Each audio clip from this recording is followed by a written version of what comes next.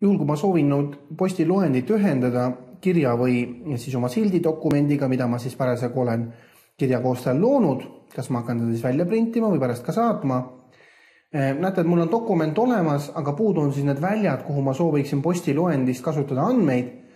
Nüüd nende väljade lisamise jaoks siis tuleks võtta ülevalt menüü lisamine ja seejärel väljad ja väljade alt valite muud. Lühend on Ctrl+F2.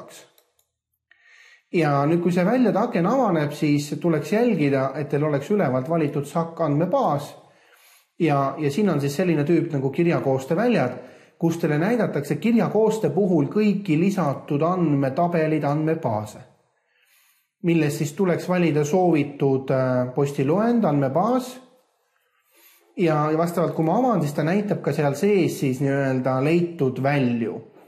Ja nüüd kõige parem on kasutada niimoodi, et te saate seda akent natuke liigutada, et te klõpsate kursori vilkuma sinna, kuhu te soovite välja lisada ja seejärel teete topeltklõpsu soovitud välja peal.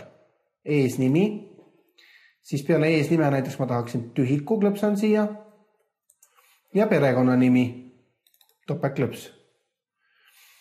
Lisaks ma sooviksin näiteks lisada e-maili siia paremasse nurka, klõpsan kursori siia vilkuma ja seejärel topeltklõps e-maili peal.